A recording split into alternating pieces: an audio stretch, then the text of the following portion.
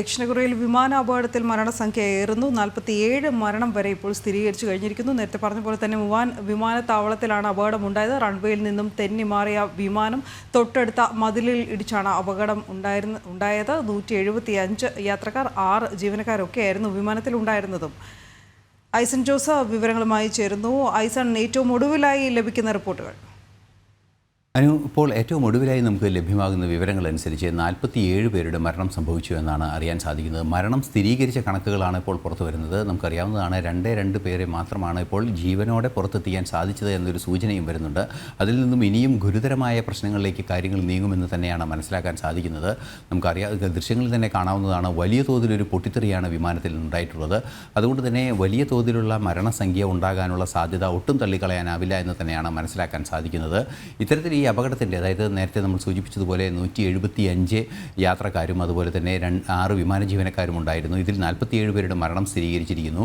ഇതുവരെ നടന്ന രക്ഷാപ്രവർത്തനങ്ങളിൽ നിന്നെല്ലാം തന്നെ 2 പേരെ മാത്രമാണ് ജീവനോടെ രക്ഷിക്കാൻ സാധിച്ചത് എന്നാണ് അറിയാൻ സാധിക്കുന്നത്. സ്വാഭാവികമായും ഈ ദൃശ്യങ്ങൾ കാണുമ്പോൾ അറിയാൻ സാധിക്കുന്നത് ഇന്ധന ടാങ്ക് വൻതോതിൽ കത്തിപ്പിടിച്ച ഒരു സാഹചര്യമുണ്ട്. അതുപോലെ തന്നെ അതിൻ്റെ അകത്തേക്ക്, വിമാനത്തിൻ്റെ ആളുകൾ ഇരിക്കുന്ന ഭാഗത്തേക്ക് കൃത്യമായി തീ പടർന്നിരിക്കാനുള്ള സാധ്യതയുമുണ്ട് എന്നാണ് മനസ്സിലാക്കാൻ സാധിക്കുന്നത്.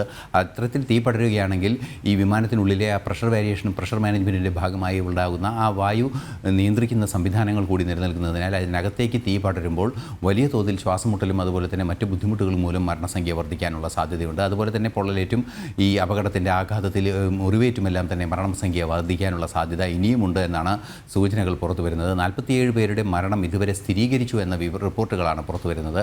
തുടർന്നും ഇനിയും രക്ഷാപ്രവർത്തനം തുടരുമ്പോൾ തുടർന്നും ഈ സംഖ്യ വർദ്ധിക്കാനുള്ള സാധ്യത ഒട്ടും തള്ളിക്കളയാനാവില്ല എന്ന നിലപാടിൽ തന്നെയാണ് അധികൃതർ ഉള്ളത് എന്നാണ് അറിയാൻ സാധിക്കുന്നത്. ബാങ്കോക്കിൽ നിന്ന് വരികയായിരുന്ന വിമാനത്തിൽ 2 തായ് സ്വദേശികളും ബാക്കിയെല്ലാം തന്നെ ദക്ഷിണ കൊറിയൻ സ്വദേശികളുമായിരുന്നു എന്നാണ് അറിയാൻ സാധിക്കുന്നത്.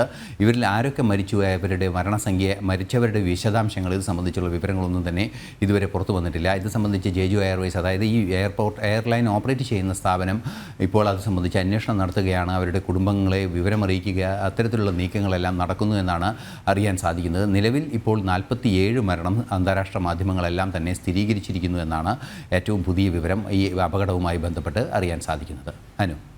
ഐസൺ പറഞ്ഞതുപോലെ തന്നെ ഇതിൽ ആദ്യ സൂചനകൾ വരുന്നത് പക്ഷികളിൽ തട്ടിയായിരിക്കണം ഇത്തരത്തിൽ റൺവേയിൽ നിന്ന് തെന്നിമാറുകയും അപകടം ഉണ്ടായത് എന്നുമാണ്. എന്തായാലും മരണസംഖ്യ ഇനിയും ഉയർന്നേക്കും എന്നുള്ള സൂചനകൾ തന്നെയാണ് വരുന്നത്.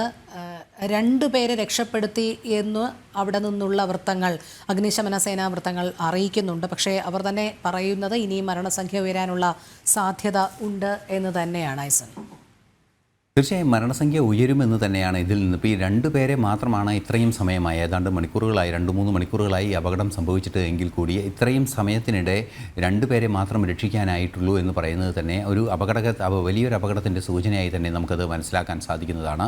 2 പേരെ മാത്രം രക്ഷിക്കാൻ സാധിച്ചു എന്ന് പറയുമ്പോൾ 175 യാത്രക്കാരുള്ളതിൽ, അതുപോലെ തന്നെ 6 വിമാന ജീവനക്കാരും ഉൾപ്പെടെ 181 യാത്രക്കാരുള്ളതിൽ 47 പേരുടെ മരണം സംഭവിച്ചു കഴിഞ്ഞു. 2 പേരെ രക്ഷപ്പെടുത്താൻ സാധിച്ചു എന്ന് പറയുമ്പോൾ ബാക്കിയുള്ളവരുടെ ജീവൻ്റെ അവസ്ഥ, അല്ലെങ്കിൽ അവരുടെ ആരോഗ്യസ്ഥിതി, ഏത് രീതിയിലാണ് അവരുടെ പരിക്കുകൾ എന്നെല്ലാം തന്നെ അതീവ ഗൗരവത്തോടെ നിരീക്ഷിക്കേണ്ട ഒരു സാഹചര്യമുണ്ട്. നമുക്കറിയാവുന്നതാണ്, ഇത്തരത്തിൽ അഗ്നിബാധ ഉണ്ടാകുന്ന ഒരു സാഹചര്യം ഉണ്ടാകുമ്പോൾ ആ വിമാനത്തിനുള്ളിലേക്ക് കടന്ന്, അല്ലെങ്കിൽ ആ വിമാനത്തിൻ്റെ ഉള്ളിൽ നിന്നും ആളുകളെ പുറത്തിറക്കാനുള്ള സ്വാഭാവിക സംവിധാനങ്ങളുണ്ട്. അതായത് സ്ലൈഡിംഗ് സ്ലോപ്പുകൾ, ഈ വായു നിറച്ച് വീർപ്പിക്കുന്ന ചില സ്ലൈഡിംഗ് സ്ലോപ്പുകൾ, അത്തരത്തിലുള്ള സംവിധാനങ്ങളെല്ലാം ഉണ്ട്. ഇതെല്ലാം തന്നെ പ്രവർത്തിപ്പിക്കാൻ സാധിക്കാത്തൊരു സാഹചര്യത്തിൽ ഒരു അഗ്നിഗോളമായി വിമാനം മാറി എന്നാണ് അറിയാൻ സാധിക്കുന്നത്. അതുകൊണ്ട് തന്നെ വൻതോതിൽ ഈ മരണസംഖ്യ ഉയർന്നേക്കുമെന്ന ഒരു ആശങ്ക നിലനിൽക്കുന്നുണ്ട്. ഇപ്പോൾ തന്നെ 47ലേക്ക് എത്തി എന്നുണ്ടെങ്കിൽ അത് കുറേ കൂടി ഭീകരമായൊരു സാഹചര്യത്തിലേക്കാണ് കാര്യങ്ങൾ പോകുന്നതെന്ന് തന്നെയാണ് അറിയാൻ സാധിക്കുന്നത്. ഇതിലെ കൂടുതൽ വിശദാംശങ്ങൾ ഇനിയും വരാനിരിക്കുന്നതേ ഉള്ളൂ. 2 പേരെ മാത്രമാണ് ജീവനോടെ രക്ഷിക്കാനായത് എന്ന് റെസ്ക്യൂ ഓപ്പറേഷൻസ് പറയുമ്പോൾ സ്വാഭാവികമായും ഈ മരണം കൂടുതൽ സ്ഥിരീകരിക്കാനുള്ള സാധ്യത ഒട്ടും തള്ളിക്കളയാനാവില്ല എന്ന് തന്നെയാണ് മനസ്സിലാക്കേണ്ടത്. നേരത്തെ പറഞ്ഞതുപോലെ പക്ഷി ഇടിച്ചതിനെ തുടർന്നുണ്ടായ ഈ അപകടത്തിൽ വിമാനം പൂർണ്ണമായും നിയന്ത്രണം വിട്ട് റൺവേയിൽ നിന്ന് തെന്നിമാറുകയായിരുന്നു. റൺവേയിൽ ഇറങ്ങി റൺവേക്ക് പുറത്തേക്ക് തെന്നിമാറി തൊട്ടടുത്തുള്ള മതിലിൽ ഇടിക്കുകയായിരുന്നു. മതിലിടിച്ചതോടുകൂടി വലിയ ആഘാതത്തോടെ വിമാനം പൊട്ടിത്തെറിക്കുകയും ചെയ്തു.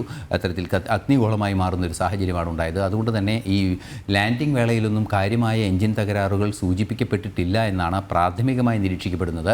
എന്നാൽ ഇത് സംബന്ധിച്ചെല്ലാം തന്നെ വിശദാംശങ്ങൾ ഇനിയും വരേണ്ടതുണ്ട്. അത്തരത്തിൽ എഞ്ചിൻ തകരാറുകൾ തകരാറുകൾ എന്തെങ്കിലും ഉണ്ടാവുകയാണെങ്കിൽ, ഇത്തരത്തിലുള്ള ഒരു നിയന്ത്രണം വിട്ട് വിമാനം ഭൂമിയിൽ ഇറങ്ങുമ്പോൾ പോകാനുള്ളൊരു സാധ്യതയുണ്ട് എങ്കിൽ അത്തരത്തിൽ ഇന്ധനം മുഴുവൻ ചോർത്തിക്കളയുന്ന രീതി, അത്തരത്തിലുള്ള ചില സുരക്ഷാ നടപടികളെല്ലാം തന്നെയുണ്ട്. അത്തരം നടപടികളൊന്നും തന്നെ സ്വീകരിച്ചിട്ടില്ല എന്നാണ് ഈ വലിയ അഗ്നിബാധയിൽ നിന്നും മനസ്സിലാക്കാൻ സാധിക്കുന്നത്. അതുകൊണ്ട് തന്നെ ഇനി ഇന്ധനം ചോർത്തുന്നത് ശ്രമിച്ചിട്ടുണ്ടോ എന്നത് സംബന്ധിച്ചുള്ള വിശദാംശങ്ങളെല്ലാം തന്നെ വരേണ്ടതുണ്ട്. അത്തരത്തിൽ സാങ്കേതികമായ നിരവധി അന്വേഷണങ്ങൾ ഇക്കാര്യത്തിൽ നടക്കേണ്ടതുണ്ട് എന്നാണ് അറിയാൻ സാധിക്കുന്നത്. നിലവിൽ വിമാനത്താവളത്തിലെ ആ വിമാനത്താവളം അടച്ചിട്ടിരിക്കുകയാണ്. തുടർ നടപടികൾ ഇനിയും വരാനിരിക്കുന്നതേ ഉള്ളൂ.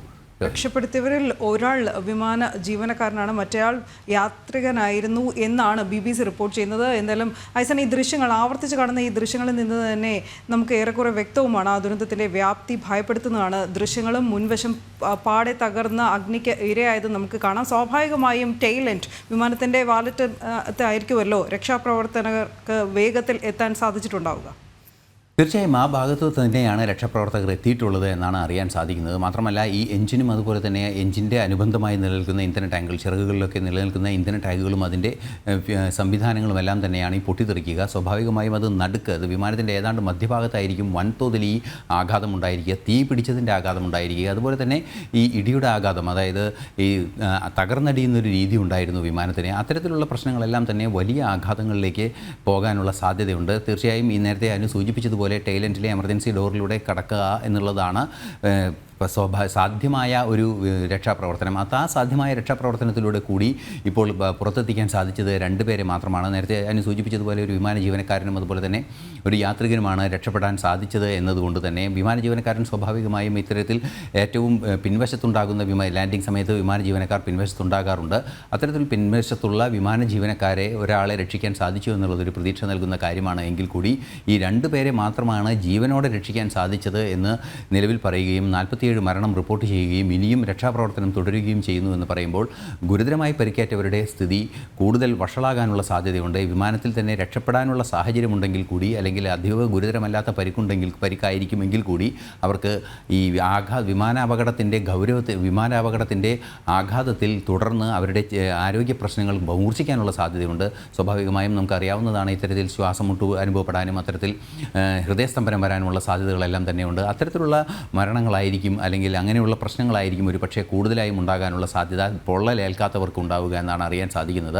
തീർച്ചയായും ഇത്തരത്തിലൊരു അപകടമെല്ലാം തന്നെ ഉണ്ടാകുമ്പോൾ വിമാനത്തിൽ ഓക്സിജൻ മാസ്കുകളും അതുപോലുള്ള സംവിധാനങ്ങളും എല്ലാം തന്നെ ലഭ്യമാകുന്ന ഒരു സിസ്റ്റമുണ്ട് എങ്കിൽ കൂടി ഈ തീഗോളമായി മാറുന്ന ഒരവസ്ഥയിലേക്ക് വിമാനം മുഴുവൻ കത്തിയമരുന്ന ഒരു സാഹചര്യത്തിലേക്ക് വരുമ്പോൾ അതൊന്നും പൂർണ്ണമായി പ്രവർത്തിക്കുകയും ചെയ്യുകയില്ല. പ്രവർത്തിക്കുകയാണെങ്കിൽ തന്നെ അത് കാര്യക്ഷമമായി പ്രവർത്തിക്കാനുള്ള സാധ്യത ഒട്ടും തന്നെ ഇല്ലാത്തൊരു സാഹചര്യവുമുണ്ട്. അതുകൊണ്ട് തന്നെ മരണസംഖ്യ ഇനിയും വർദ്ധിക്കുമെന്ന കാര്യത്തിൽ ഒരു അപകടകരമായ സൂചനയായി തന്നെയാണ് ഇപ്പോൾ നിലനിൽക്കുന്നത്.